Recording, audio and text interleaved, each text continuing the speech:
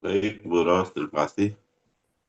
Bapa kami di surga, dalam nama Yesus, kami bersyukur atas firman-Mu yang hidup dan berkuasa, yang telah menjadi terang bagi jalan hidup kami. Kami mohon agar Engkau terus menuntun kami melalui firman-Mu yang akan dibawakan oleh Pastor Dr. Yosef Paulujang, MTHMA, sehingga kami dapat mengenal Engkau lebih dalam dan melakukan kehendak-Mu. Bukalah hati kami dan pikiran kami untuk menerima firman-Mu dengan rendah hati. Berikanlah kami kebijaksanaan untuk memahami firman-Mu dan kekuatan untuk menerapkan dalam kehidupan kami sehari-hari. Terima kasih Bapak, dalam nama Tuhan Yesus kami berdoa dan mengucap syukur. Haleluya. Amin. Terima kasih Bu Ros. Amin. Terima kasih Pak Acep Siliwangi. Silakan Ibu Sarina dimulai.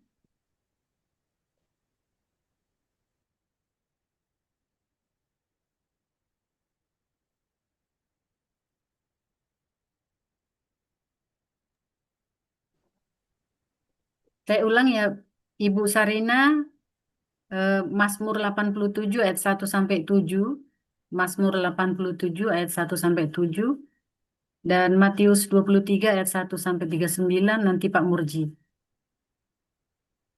Ya, baik. Silakan. Saya akan membacakan Mazmur 87 ayat 1 sampai dengan 7. Mazmur Bani Korah. Suatu nyanyian. Di gunung-gunung yang kudus ada kota yang dibangunnya. Tuhan lebih mencintai pintu-pintu gerbang Sion daripada segala tempat kediaman Yakub. Hal-hal yang mulia dikatakan tentang Engkau, ya kota Allah. Aku menyebut Rahab dan Babel di antara orang-orang yang mengenal aku, bahkan Filisti, Tirus, dan Ethiopia. Ini dilahirkan di sana. Tetapi tentang Sion dikatakan, seorang demi seorang dilahirkan di dalamnya, dan Dia yang Maha Tinggi menegakkannya. Tuhan menghitung pada waktu mencatat bangsa-bangsa. Ini dilahirkan di sana. Dan orang menyanyi-nyanyi sambil menari beramai-ramai. Segala mata airku ada di dalamnya. Demikian.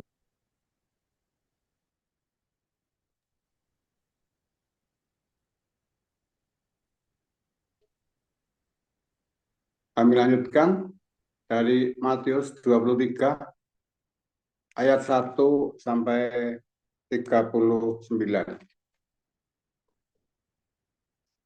Maka berkatalah Yesus kepada orang banyak dan kepada murid-muridnya, katanya, ahli-ahli Taurat dan orang-orang Farisi telah menduduki kursi Musa. Sebab itu turutilah dan lakukanlah segala sesuatu yang mereka ajarkan kepadamu. Tetapi janganlah kamu turuti perbuatan-perbuatan mereka, karena mereka mengajarkannya tetapi tidak melakukannya. Mereka mengikat beban-beban berat, lalu meletakkannya di atas bahu orang. Tetapi mereka sendiri tidak mau menyentuhnya. Semua pekerjaan yang mereka lakukan hanya dimaksud supaya dilihat dalam perjamuan dan di tempat terdepan di rumah ibadat. Mereka suka menerima penghormatan di pasar dan suka dipanggil rabi. Tetapi kamu, janganlah kamu disebut rabi, karena hanya satu rabimu, dan kamu semua adalah saudara. Dan janganlah kamu menyebut siapapun bapa di bumi ini, karena hanya satu Bapamu, yaitu Dia yang di surga. Janganlah pula kamu disebut pemimpin, karena hanya satu pemimpinmu, yaitu Mesias. Barang siapa terbesar di antara kamu, hendaklah ia menjadi pelayanmu. Dan barang siapa meninggikan diri, ia akan direndahkan. Dan barang siapa merendahkan diri, ia akan ditinggikan.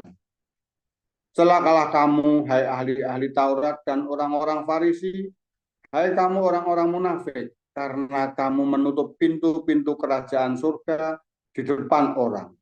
Sebab kamu sendiri tidak masuk dan kamu merintangi mereka yang berusaha untuk masuk. Celakalah kamu, hai ahli-ahli Taurat dan orang-orang Farisi, hai kamu orang-orang munafik, sebab kamu menelan rumah janda-janda, sedang kamu mengelabui mata orang dengan doa yang panjang-panjang.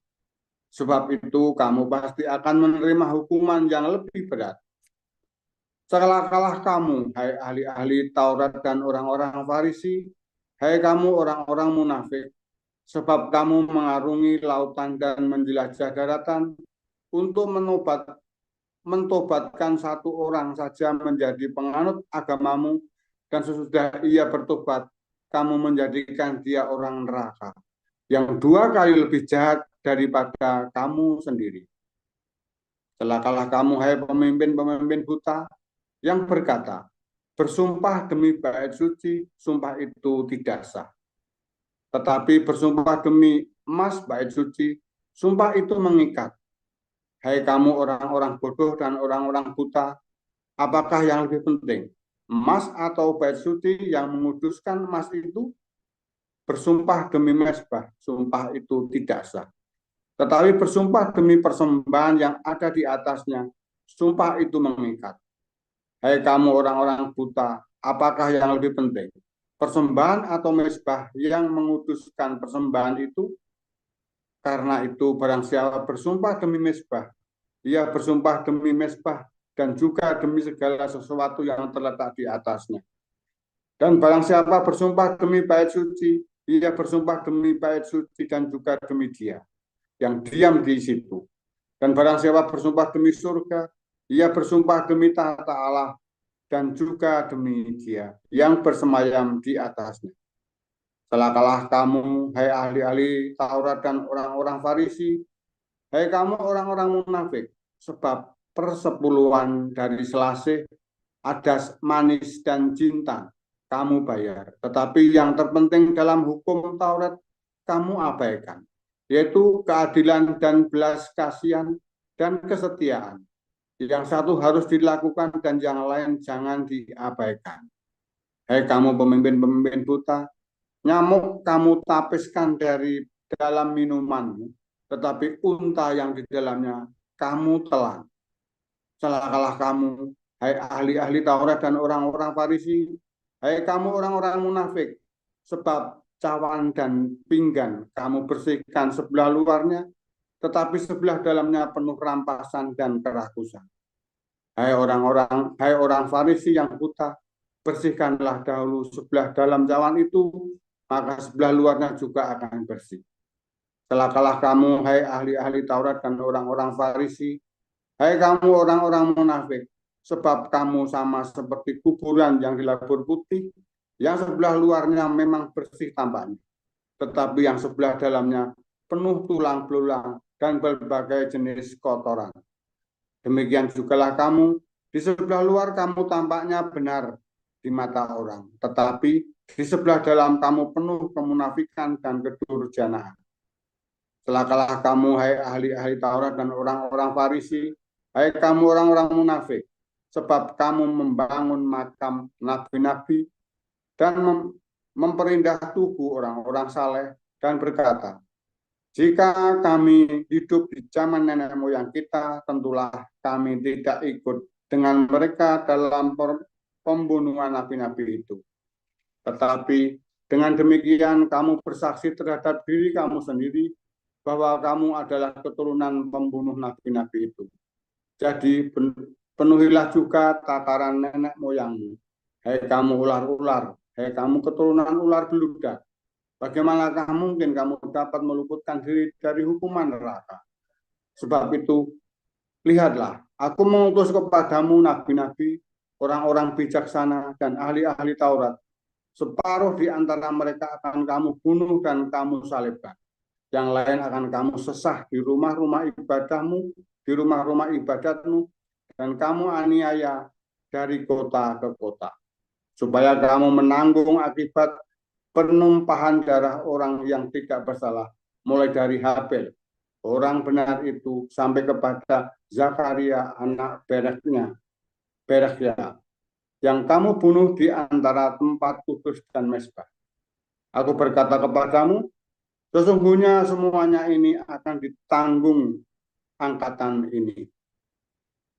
Yerusalem, Yerusalem, engkau yang membunuh nabi-nabi dan melempari dengan batu orang-orang yang diutus kepadamu. Berkali-kali aku rindu mengumpulkan anak-anakku, anak-anakmu, sama seperti induk ayam mengumpulkan anak-anaknya di bawah sayapnya, tetapi kamu tidak mau. Lihatlah, rumahmu ini akan ditinggalkan dan menjadi sunyi. Dan aku berkata kepadamu, mulai sekarang kamu tidak akan melihat aku lagi, hingga kamu berkata, diberkatilah dia yang datang dalam nama Tuhan. Demikian. Terima kasih. Terima kasih buat para lektor kita pagi ini, Pak Murji dan Ibu Sarina. Kita akan mendengarkan renungan Embun Pagi dengan judul Yerusalem, Tempat Pembunuhan Para Nabi oleh Gembala kita, Pastor Joseph Pauljang. Silakan, Pastor.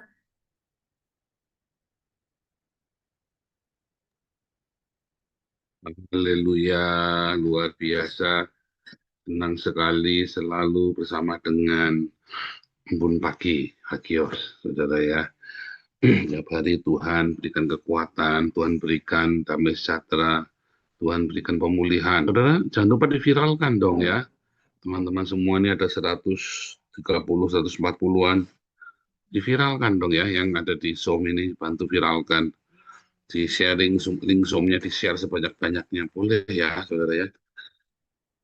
Supaya banyak, yuk ikut Embun Pagi jam 4. Ada banyak pertolongan dari Tuhan ya, jasmani dan rohani. Ya, saudara viralkan ya. Supaya kita semua semakin banyak yang ditolong, banyak yang diteguhkan, banyak yang dikuatkan, dan banyak yang dipulihkan. Ya, Ibu Ros ini makin hari makin mantap layanannya. Ya, ini saya lagi nunggu anaknya Bu Ros datang ini ya. Nanti ada jalan dengan cara yang ajaib, nanti pokoknya ada mujizat. Sudah ada berapa orang datang ya? Berapa ya? 8, 9, 10 orang ya sudah datang ya. Sudah 10 orang datang ke Den Haag ya. Komunitas kita sudah datang sini, sudah bergabung melayani bersama kita. Ayo saudara, ya ada pemulihan, ya ada pemulihan, ada berkat di doa pagi ini, ya. Yang penting Anda datang dengan hati yang tulus, hati yang murni, jangan berhitung-hitung, saudara ya. Saya kadang-kadang sedih ya, saudara ya. Kenapa sih kamu jadi pengurus, terus kan begitu melihat ini begitu banyak uang di sini, terus Anda ingin mengubah arah yayasan ini, komunitas ini, nggak berhasil, lalu Anda mutung keluar. Itu ya. Andai kata semua orang bisa kayak Bu Sarma, ya kan? Semua orang bisa kayak Bu Nerliana, kayak Pak Yuda, kayak Bu Ida, di Pasar Ibu itu ya. Tenang semua ya. Saatnya menjabat, lakukan sungguh-sungguh. Waduh, capek nih, nggak bisa nih. Lepaskan, tapi tetap gabung di komunitas, nggak usah keluar. Ya, ya, kenapa sih harus keluar? Kenapa harus mutung hilang, terus ngilang gitu, saudara ya? Begitu Anda tahu dalamnya, itu, tadi ya, begitu tahu uangnya banyak, Anda mau rubah. Oh, harusnya uangnya buat ini, harusnya uangnya buat itu. Lah, dari awal kita sudah sepakat uangnya buat ini dan buat itu, bukan yang seperti kamu mau. Kalau kita rubah lagi, kita kudu ngomong lagi sama masyarakat. Nah, itu loh, seringkali orang-orang jadi pengurus, ada lagi ya, jadi pengurus malah mau, ya sudah nih Pak Pauni kita singkirkan saja. Loh, cari duitnya dari YouTube-nya saya. Pak Pauni singkirkan, lalu kamu cari duitnya di mana donasinya? Ya kan, cari donasinya kan dari YouTube saya, teriak-teriaknya kan. Ada lagi yang begitu, ya lucu-lucu lah itu ekspresinya orang ya. Terus nggak bisa mutung lagi, keluar lagi. Ya sudah nih Pak Stefan saya disingkirkan nih, ketua pembina disingkirkan. Karena setiap kali dia pengen apa dijegal sama Pak Stefan. Kesannya apa itu nggak jegal. Kalau Pak Stefan bukan menjegal, kalau itu tidak masuk akal tidak boleh. Ya kan? Nanti ini kita singkirkan lagi, pembina siapa lagi. Terus akhirnya keluar, nggak berhasil keluar. Dan rata-rata bermasalahnya bukan sama saya, ada keluarnya. Terus tapi kenapa terus jadi saya dimusuhin? Tuh ya, saudara ya jangan.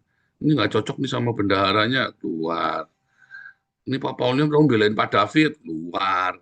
Ini Pak Paulnya terlalu belain sama Pak Iman, keluar. Nah, kalau saya diem itu bukan belain. Ya harusnya diem. Jangan pernah nyuruh saya yang keluar atau dia yang keluar. Jangan begitu sama saya, saudara.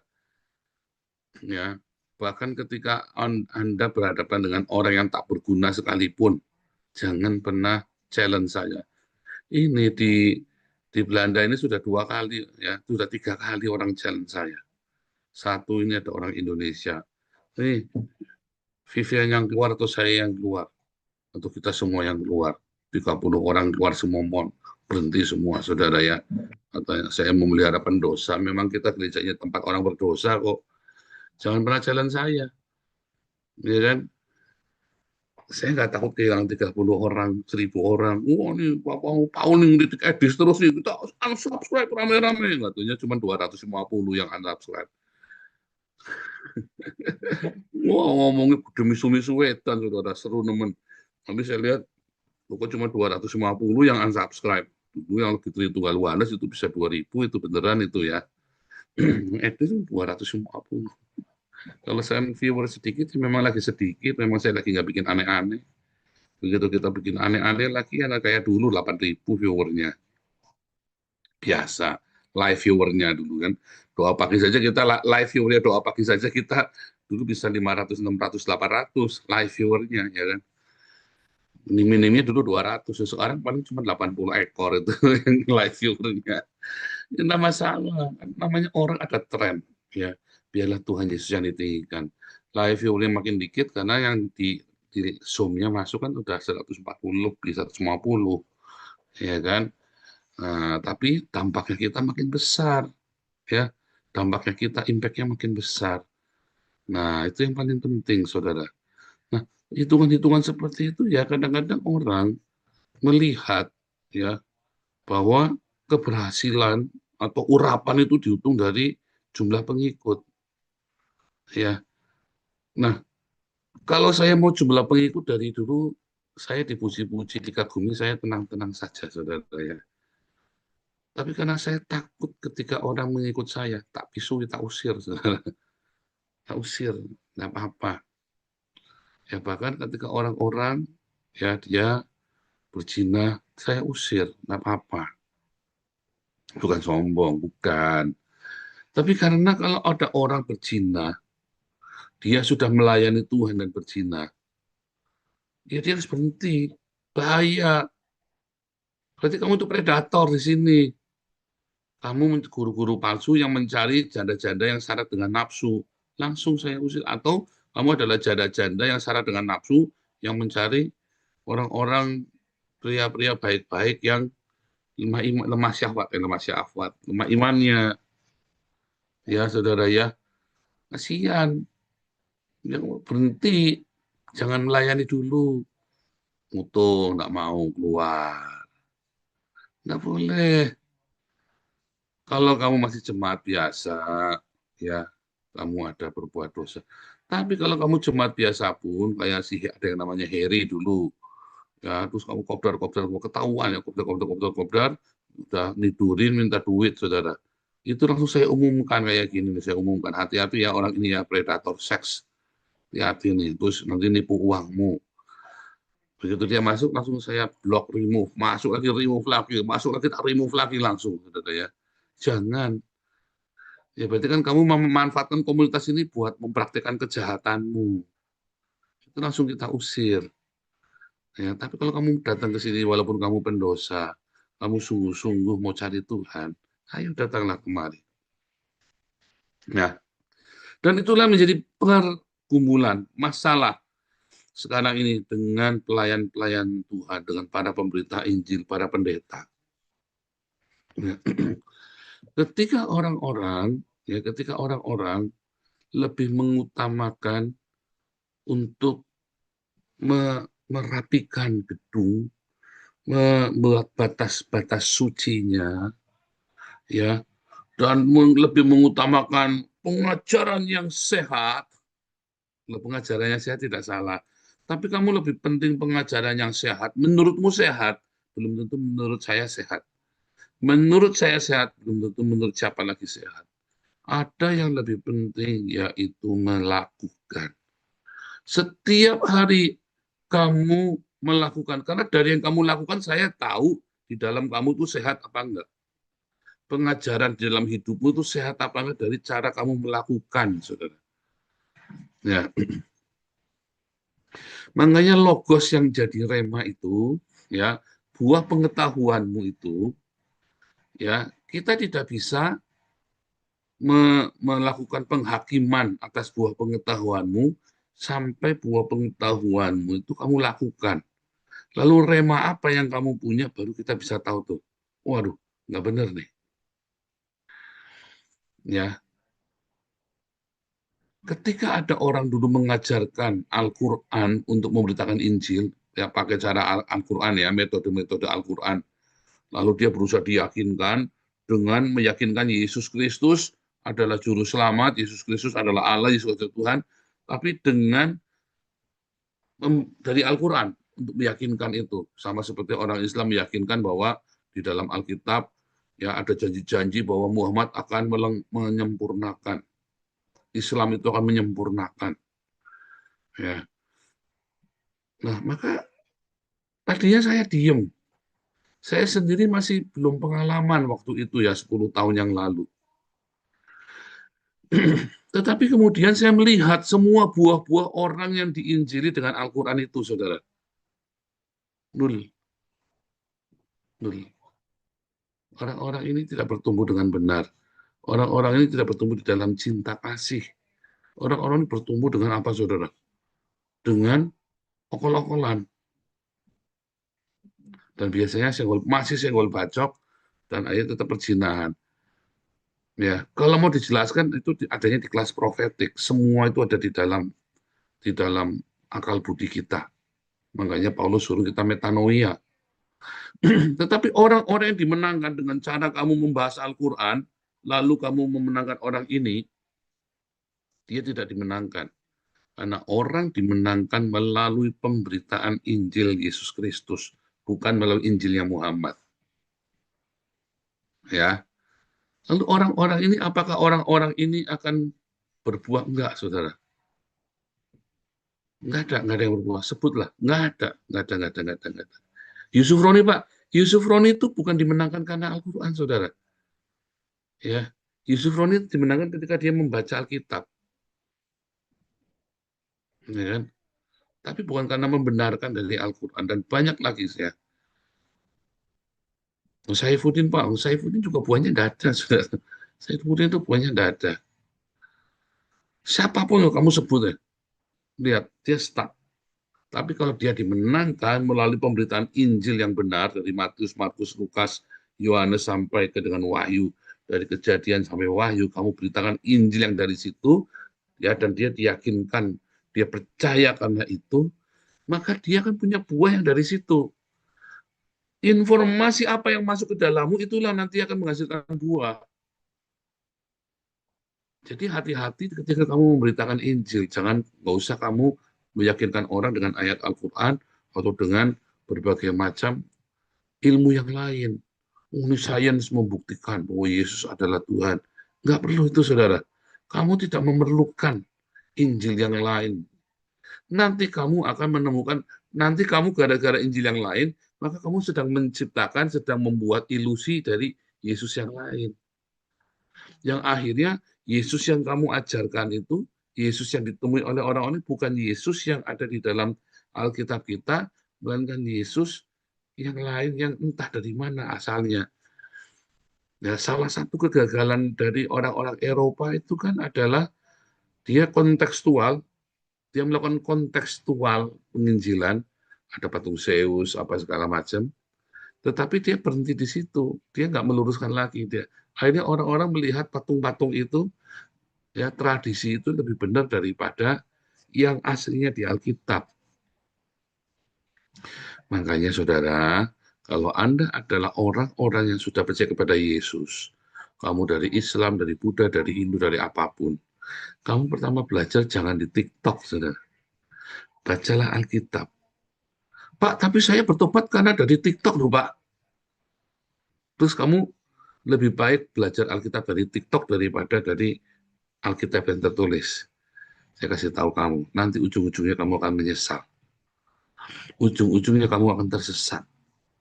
Ujung-ujungnya kamu tidak berbuah dengan benar, buahmu busuk. Ujung-ujungnya akhirnya tidak ada kehidupan di dalam kamu cuma melakukan menang-menangan okol-okolan. Ya kan, penginjilan TikTok itu kan okol-okolan, saudara. Ya. Tetapi yang benar adalah ketika kamu masuk dan kamu melihat praktek dari iman Kristen, bukan teori iman Kristen yang masuk akalmu. Nah, begitu teori iman Kristen masuk akalmu, maka sebenarnya kamu sedang salah. Seharusnya praktek iman Kristenlah yang menjadi patokan imanmu, bukan teori iman Kristen. Nah, itulah sebabnya akhirnya ahli Taurat, orang-orang Farisi, para guru-guru Yahudi itu membunuh para nabi. Karena ketika Taurat tidak dipraktekkan dengan benar, ya, maka orang-orang belajarnya bukan dari prakteknya, orang-orang belajar dari teorinya. Sementara teorinya kita nggak tahu benar apa nggak benar sampai kamu tuh mempraktekkan. Dari mana kamu tahu, ya, bagaimana cara mengendarai mobil yang benar? Oh, semua orang bisa naik mobil, saudara. Dari mana? Kamu harus sekolah. Kamu harus tahu teorinya, praktek di jalan. Kalau kamu sering kena tilang, berarti kamu belum pinter. Oh iya, kalau kamu sering kena tilang, belum pinter. Bagaimana kamu tahu orang ini bisa jadi pilot yang benar, saudara? Harus sering praktek. Oh, kamu sih sudah baca teorinya kok. Begitu sekali praktek, pesawatnya nyungsep, saudara. Ya kan? Dari mana saya tahu? Oh, kalau Anda di sini, ya, oh saya ini sudah bisa nih setir mobil. Begitu kamu masuk beneran, ada CCTV-nya semuanya, setir mobil, kamu ketilang bolak-balik. Di sini yang paling sering ketilang itu dulu itu orang Indonesia, saudara ya. Orang yang punya SIM, saya diceritain kemarin sama Pak Steve ya. Sekarang sudah tidak boleh SIM Indonesia langsung tukar SIM Eropa. Tahun 80-an masih boleh. Tapi setelah dicek, ternyata banyak orang Indonesia di jalan itu ditilang bolak-balik, saudara, dan kecelakaan bolak-balik. Karena SIM-nya ditukar, SIM-nya dari Indonesia ditukar ke SIM Eropa. Sekarang tidak boleh. Yang boleh itu dari Korea boleh, dari Korea Selatan, dari Singapura. Itu mereka benar-benar belajar dan dilakukan praktek. Jadi mereka waktu benar-benar terjun ke dunia nyata itu benar. Saya diomelin, saya nyetir itu saya setir mobil itu dari saya umur 17 tahun, saudara ya. 15 tahun saya sudah bisa setir mobil ya. 17 tahun saya itu sudah tiap hari nyetir mobil di jalan gitu ya. Saya kuliah, saya jadi sopir. Semester 1 6 bulan ya, tapi nggak tahan. Capek sekali ya, karena kerjanya dari jam 8 sampai jam 8 malam. Saya nggak pernah belajar, jeblok nilai saya, jeblok semua. Nah, saudara, praktek itu sangat penting. Praktek dari apa yang kamu tahu, supaya kamu tahu kamu benar apa salah. Makanya dari buah-buah yang kamu lakukan itu, kamu sebenarnya ngerti, kamu ini praktek imanmu benar nggak? Begitu kamu tidak pernah mengampuni, kamu sulit sekali, kamu gusar gitu ya, orang nyerang kamu langsung sikat ya, saudara ya. Jangan sebut nama saya. Oh, ya. Terus kalau ada orang bongkar alamat kamu, kamu panik. Begitu ada orang, ketika kamu ada kebutuhan, kamu langsung cari utangan. Begitu ada ngaceng langsung, saudara ya. Langsung kamu embat itu anak orang, bini orang, laki orang. Kamu juga tahu, oh Berarti selama ini teori yang kamu dapat itu salah semua tuh. Pak, belum tentu teori yang salah loh, Pak. Bisa juga karena orang yang salah oknumnya loh, Pak. Enggak, saudara. Apapun yang kamu asup di kepalamu itu, metanoiamu itu akan mengubah perilakumu. Begitu prakteknya kamu salah, berarti itu teori yang masuk salah, tinggalkan semuanya. Loh, saya juga segitu. 2008, saya menghadapi bencana. 2004 saya mengalami bencana yang besar, saudara. Saya doa puasa 40 hari 40 malam buat ngutukin orang-orang yang nyerang saya. Dulu saya belum sadar. Menang saya. Wah, hebat saudara ya. Doa puasa. Saya sudah pendeta tahun 99. Tahun 2008. Saya ngalami lagi saudara ya. 2013.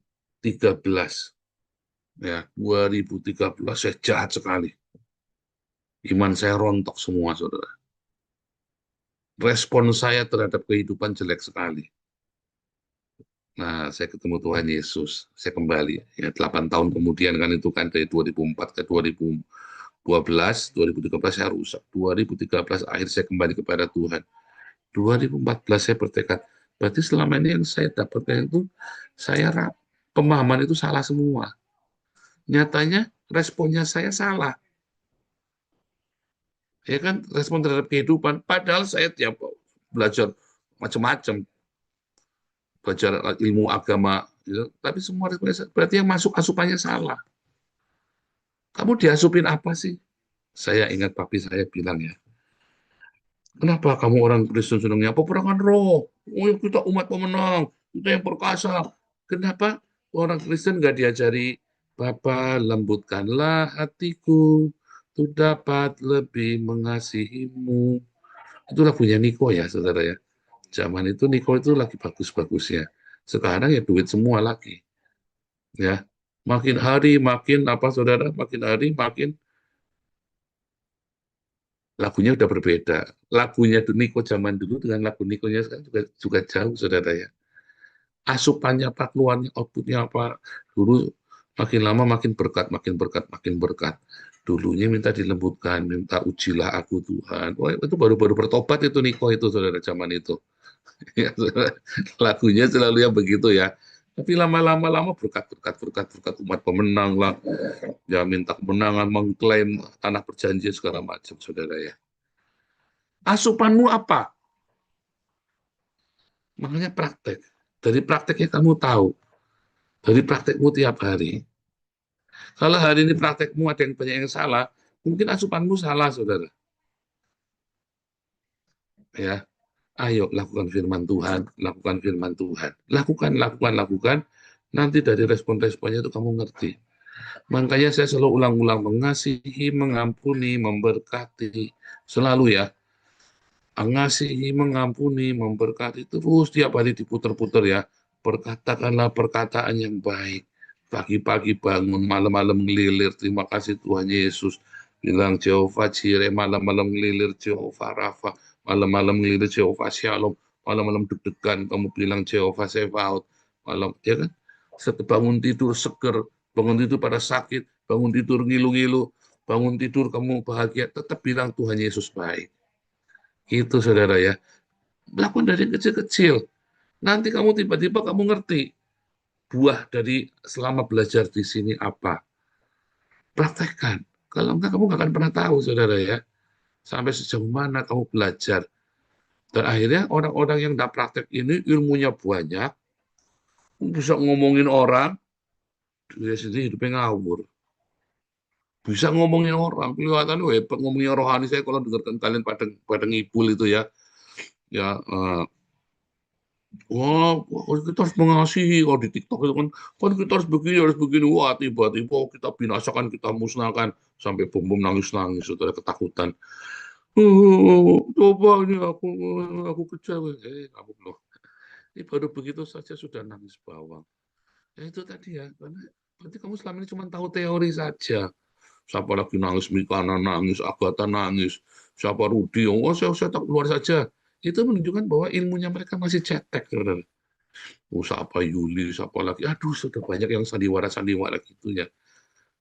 Akhirnya hidup kamu penuh dengan retorika. Terus buat apa? Mendingan kamu belajarlah sudah dengan benar. Jangan takut belajar firman Tuhan. Kalau kamu percaya dengan firman Tuhan, hidupmu tenang.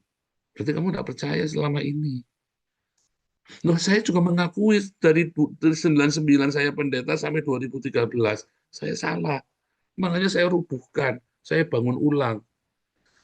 Kalau saya memang orang percaya, kenapa saya kudu utang? Nah, itu aja kan. Kalau saya ini orang percaya, kenapa saya kudu tabrak sana, tabrak sini? Kalau saya ini memang orang percaya, kenapa saya harus marah? Kalau saya ini memang percaya, mengapa saya harus balas dendam? Sudah saya lakukan. Mengapa difitnah? Ya biarin saja. Kalau memang Tuhan mau pakai saya, pakailah, saya nggak mau buang. Ternyata makin tinggi, makin tinggi, makin naik, makin naik. Itulah saudara. Akhirnya karaktermu dibentuk. Akhirnya karaktermu makin kuat. Akhirnya kamu hidupnya jadi buah, jadi berkat. Ya, dan kamu tahu, kamu tidak akan membunuh para nabi yang disuruh sama Tuhan. Kamu tahu ketika suara Tuhan datang. Itu selama ini kamu dengar suaranya siapa? Ya kan? Sehingga hidupmu jadi kacau begitu. Saya mah dengan suara Tuhan, makanya hidup saya makin stabil, makin stabil. Pelayanan kita makin kuat. Tim kita makin kokoh. Ya, Tuhan Yesus memberkati.